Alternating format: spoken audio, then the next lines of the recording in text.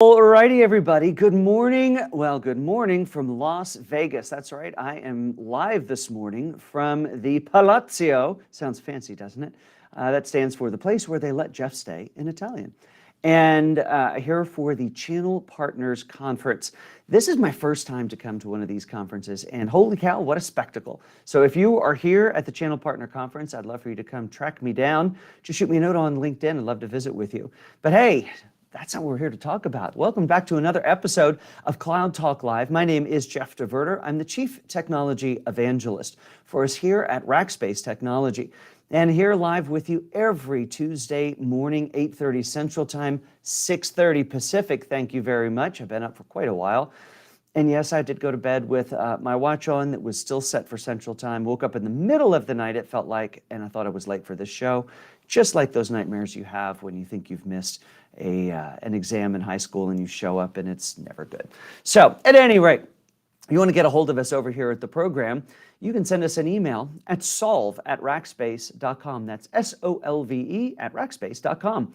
Hey, and I'd love for you to do just as Nikhil did, and that is introduce yourself. I'd love to know who you are and where you are. You see, Liz Parnell is joining us here today. She's coming from London.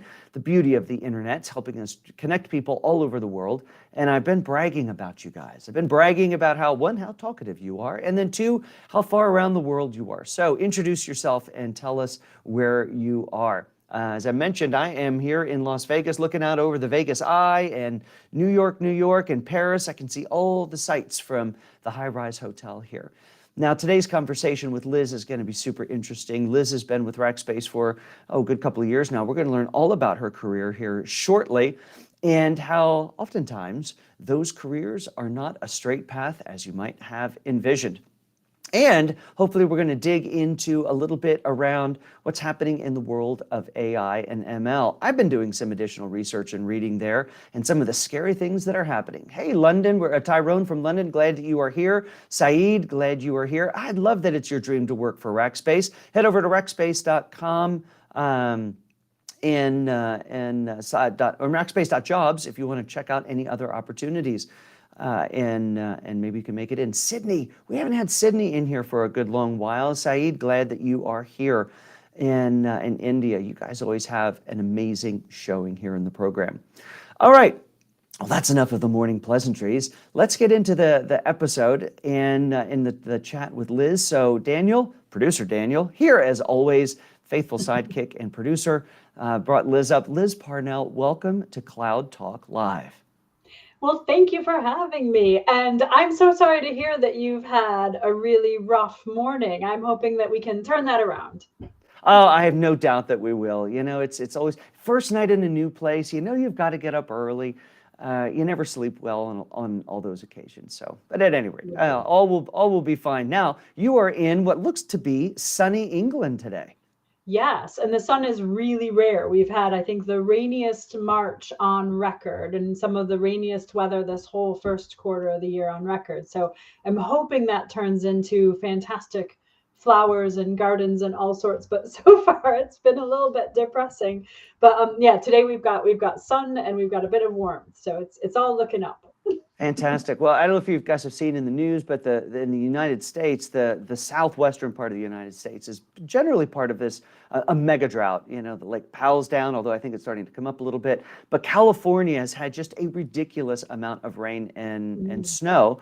And you know that Central Valley, you look at it from a satellite map, and it's just a big ball. Well, it used to be a lake. Well, it's a lake again. All of the rain they've had. And interestingly enough, I heard just a week or two ago they're having a mega bloom.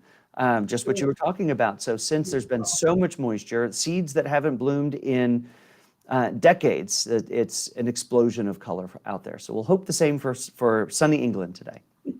Sounds good. Sounds good. I'll send you pictures. So Liz, tell us a little bit about what you do here at Rackspace Technology.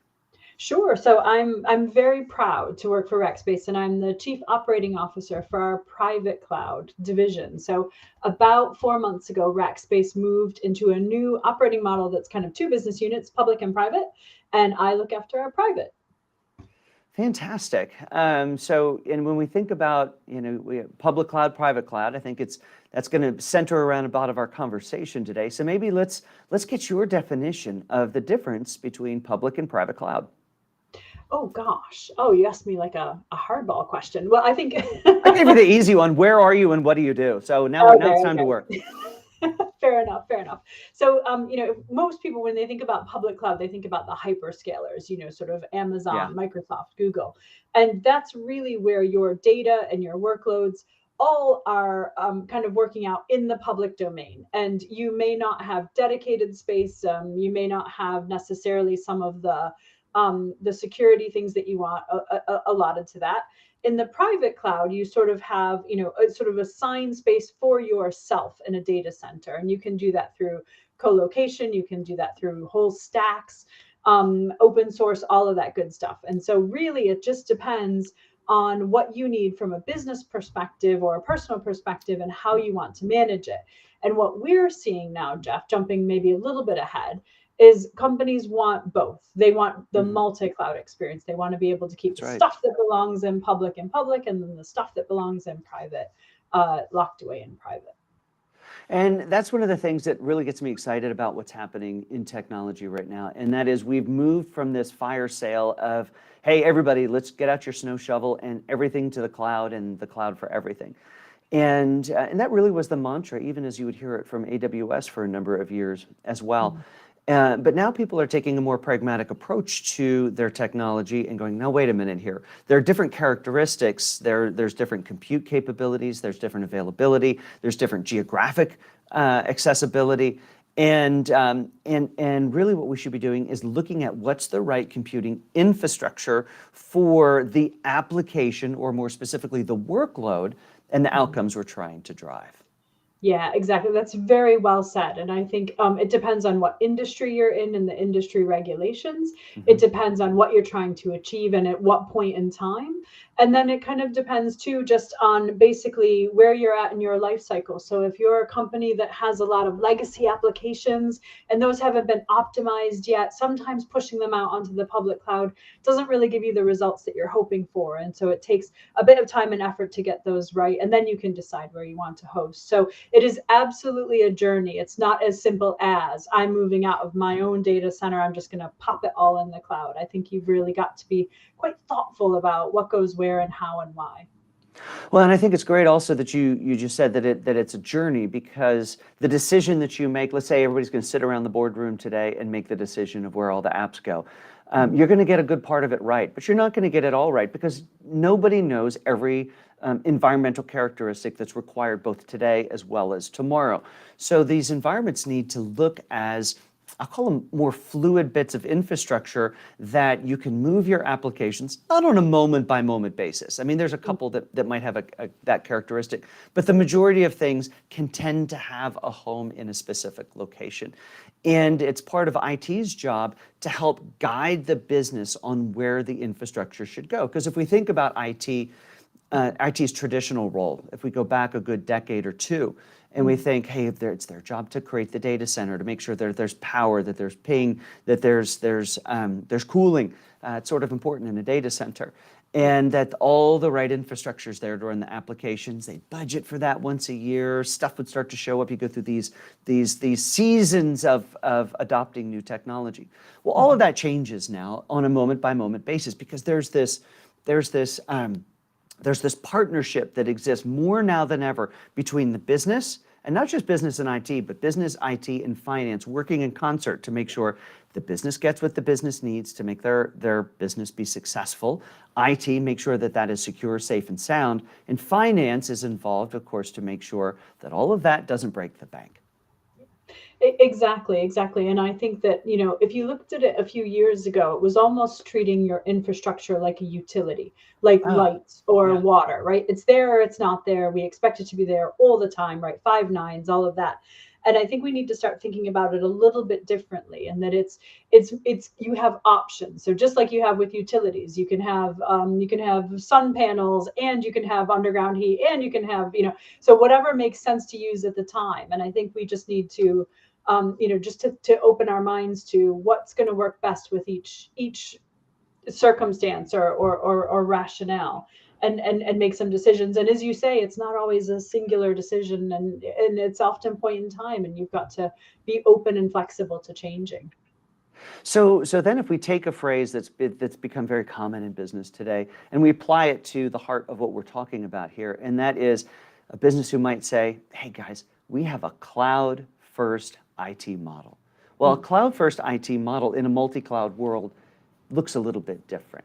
Tell me a little bit about what you think those characteristics look like, or how a business operates in that way. Sure. So I think that's very much a modern way of looking at what your business needs to operate. And from a cloud first perspective, really what that's saying is that you don't want to have to own it and manage it and depreciate it and run it yourself. You want to be able to gift that responsibility to another company.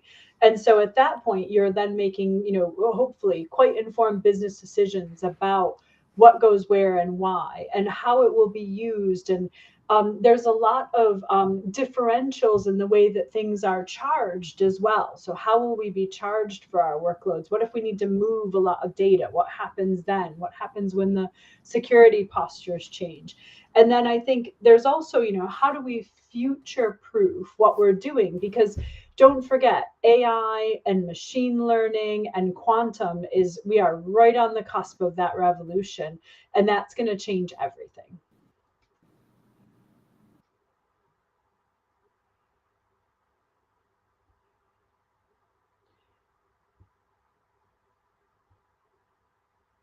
Jeff, I think you've muted yourself. You were so excited with my last answer. Oh, that's awesome. I actually had an internet issue, and I was frantically pushing buttons going, why won't my hotel internet work happily? That's awesome. So I did hear most of that answer. So, but it brings me to think of this question, because as you're coming at this from a very modern and mature mindset, it makes me think, Liz, have you worked in IT? Have you worked in hosting and in service providers your entire career?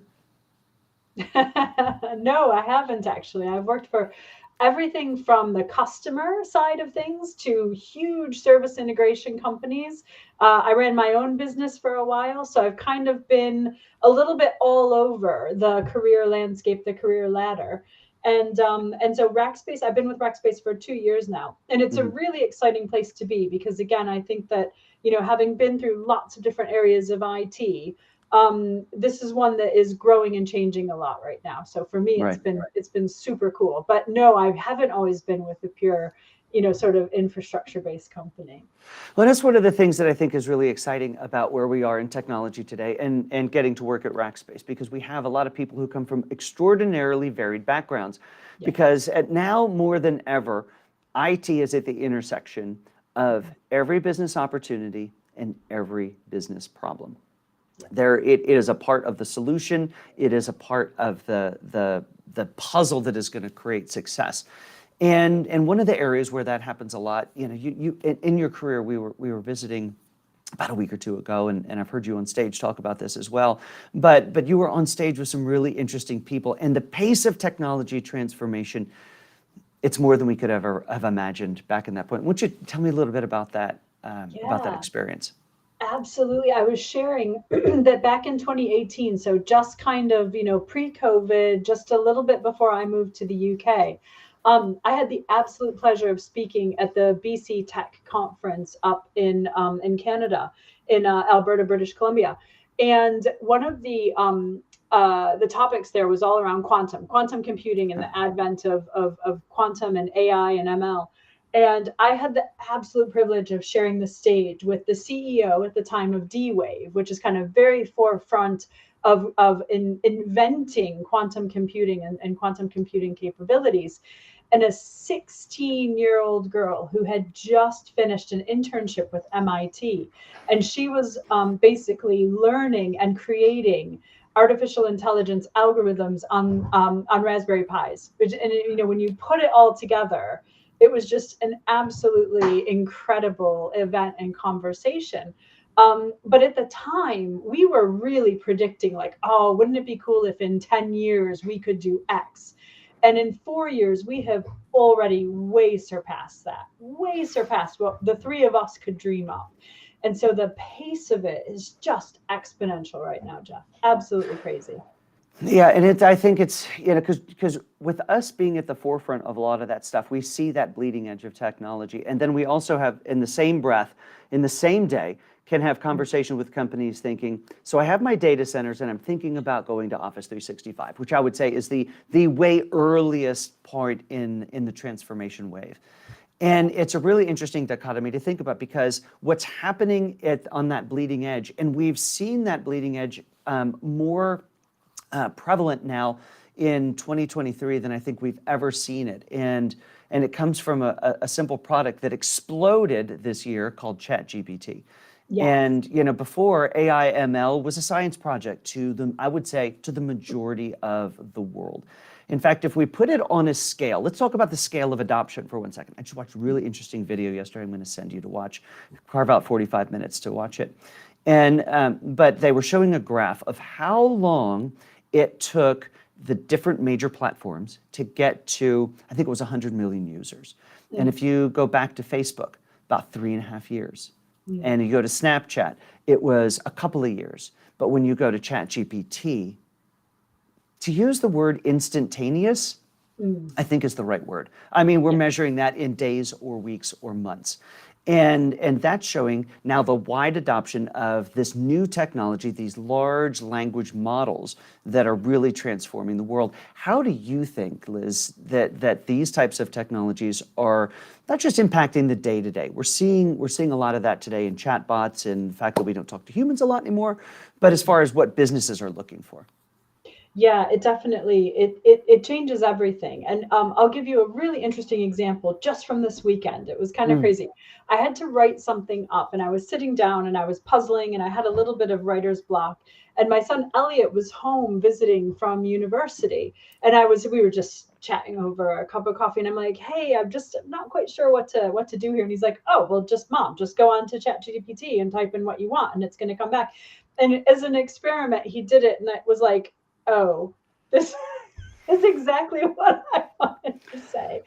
And that's just like for the next generation, for the generation coming up that's going to start work in 2 years, which is a blink of an eye. This is their natural go-to point. So That's you're right. already starting at a level of sophistication and technology sophistication that it took you and I years and years to build in our career. And they're coming in fresh with all of this at their fingertips. And so as a business, right now we're looking at even things like recruiting. Oh, I need to recruit developers. I need to recruit, testers and this and that. Well, in 2 or 3 years, you're not going to need that. The roles will be almost completely different. And so I think we have to really expand our thinking in what types of skills we want to hire, what our secret sauce as a business is and how we preserve that, because the technology around it it'll just be there. So I mean, it's a crazy time to be in IT right now. It is, because you literally, I would make for the past several years we do this program and I would oftentimes show, here's what has happened, here's what the hyperscalers have released in the last week, and I would have hundreds of things to choose from. And in some cases, when I would look them up the day before, there was even newer, cooler stuff the moment I woke up. And now we're starting to see, as we think about these sorts of things, in the generative text world, in these large language models, because everything is language. It's viewed as language now. It used to, in the AI world, you would have your disciplines around voice. You would have your disciplines around video, around images, around fill in the blank. Well, they blended that some years ago, and everything just became another version of language. And so the way these things are being trained and the capabilities that they have really is creating a new, I love this phrase, art of the possible for a business. The opportunity for them to think about, okay, this worked yesterday, but for my business, how could my business really benefit from it today? I mean, this is where I get excited about the folks who get to think about that and apply it to businesses in real tangible ways today. And so I'm going to ask you, Liz, to pull out your crystal ball and say, okay, what is one industry I think is really ripe for disruption giving this, and where should we really look for some fantastic innovation? Yeah, I think hands down healthcare and medicine. So if we look at the state of healthcare and medicine in every country of the world, and so I'm in the UK, you're in the US, I'm an American that lives here now, so I've had the experience of both health systems. Both of them have major problems, different ones, but major problems.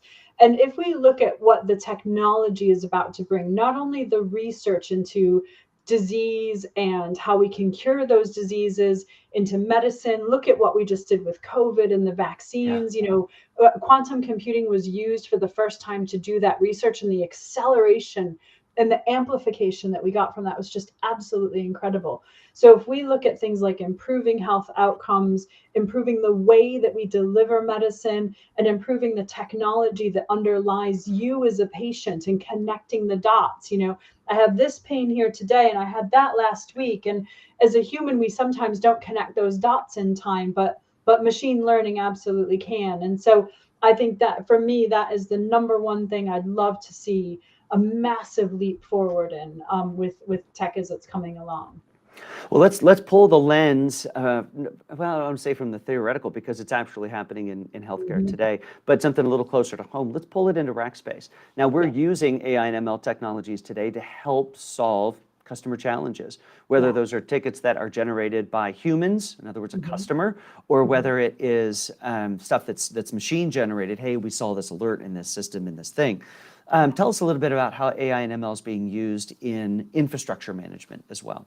Yeah, absolutely. So what that really helps us with is being very proactive, right? So a lot of times, especially, and customers will feel this, right? Something breaks and why didn't you know it broke? Why didn't you know it was on the edge of not working?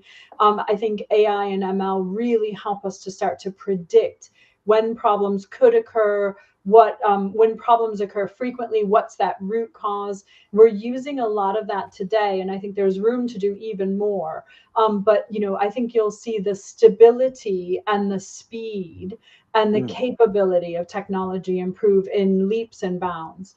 And again, I think we're seeing it's not just a pipe dream anymore. The introduction of near quantum computing is happening now, and quantum computing will come up. And what that does, again, it amplifies, it accelerates what can be done on the application side of things. So think of, the power that you've got today and just multiply it by 5 or 10. And from a rack space perspective, I think we're being very thoughtful about how we use these tools and how we use them to help the customer experience. And really, it's about how we can be more proactive rather than reactive. Exactly. So now, Liz, when we think about these tools, everything for me goes back to the toys I would play with my kids. And so everything goes back to, in this case, Legos. And I think about the box of Legos we have to play with to build solutions today far supersedes what we had at the beginning. What was your first job once you had finished university and off you went into your career? Because I'm curious if we're going to tie that back to what tools and technology existed at that point. Oh gosh, yeah. So I was an Excel jockey for a healthcare company. So I went to school for political science, and I thought I wanted to be a lawyer. I mean, oh my gosh, what a useless degree. I hope I'm not offended anyone who has a political science degree, but I didn't take it anywhere. And so I ended up getting a job working for a healthcare company, and they were just starting to do some really cool patient studies around outcomes around folks that had heart conditions and heart problems. And what they were trying to ascertain was which hospitals had the best outcomes. And our tools, now I'm really going to date myself, back in the day were, Excel and some other, very simple Microsoft database tools. And, I caught the bug. It was like Sherlock Holmes, follow the thread. Where's this? Where's that? So I really started out in I'll call it a very early version of data analytics. And from there, I went into a bit of retail, and that's where I kind of got the bug for infrastructure and data center. And it sort of carried on from there. Isn't that incredible? With some of those tools that we were using back in the day, there's still a lot of them. They've just matured. They've gotten stronger. All the AI stuff we've talked about, we all know that Microsoft made a very large bet into OpenAI. And all of that now shows up inside of Excel. It writes formulas for you now, Liz. You didn't have to go click the button on the taskbar and figure it out. It's crazy. I know. And yet, how many companies, like if you took Excel away, how many companies would be on their knees? Because I do feel like the world's financial infrastructure runs off of Excel. Truly, it does. Well, Still. I've heard the statement from Microsoft more than one on more than one occasion, and that is they'll ask the question. Let's say, well, what is the most widely used business analytics and business intelligence tool in the world? And everybody thinks Tableau and all these others, and they go, nope, it's Excel. It's Excel. Yeah, Everybody just plays absolutely. in Excel. All right, so you went to school for political science. You come out as an Excel jockey, which takes you down this what becomes a relatively interesting career. You've already mentioned you ran your own business. So here's a question I love to ask folks, especially when we have some amazing women working in technology, because I get emails from people and notes on LinkedIn going, I love in this case, what you, Liz, had to say. I'm going to take this home and show it to my 12-year-old daughter.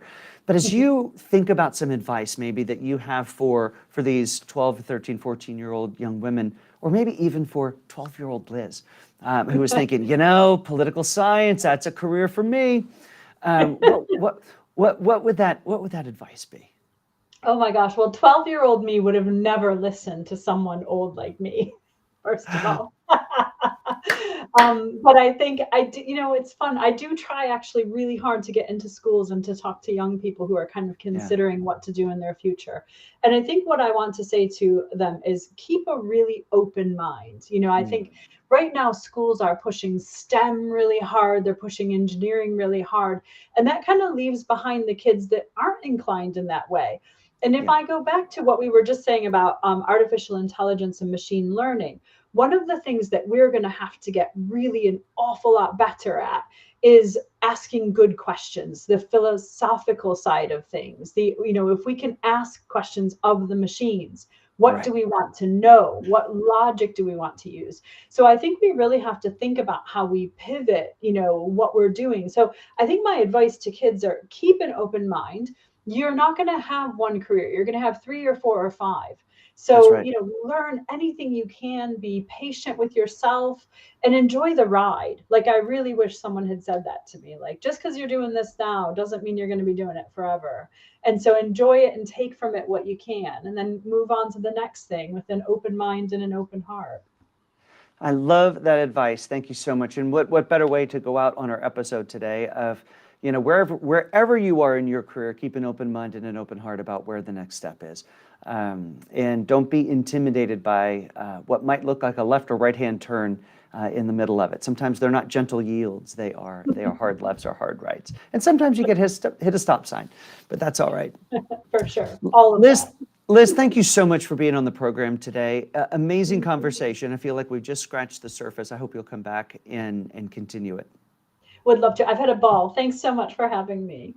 Absolutely. Everyone, I want to remind you, you can find out all sorts of more information that we create for you here at the Solve program at Rackspace just by heading over to rackspace.com/solve. You'll find all the more of these videos there. You'll find long form articles. And guess what? Podcast is coming back. Next episode's already been recorded. And I have got an amazing list of them coming up as well. So we're going to start releasing those even this month. I just have to finish editing. Right, Daniel? All right, everybody. We are back for another live episode next Tuesday morning, 8:30 a.m. Central Time. And I hope to see you there. And in the meantime, I'm going to head on off to my day here in Las Vegas and hopefully not lose all of my money and have to ask Daniel to wire me money to fly home. So everyone, I hope you have a great rest of your day. We will see you live back here next week. And Jennifer, I want to say thank you for joining here. Thanks for being a part of it. We loved having another Texan here. Normally we'd be close to one another, but I am not there. All right, everybody. Have a great rest of your day. My name is Jeff DeVerter, Chief Technology Evangelist for us here at Rackspace Technology, and I'll see you next Tuesday morning, 8:30 a.m. Central Time.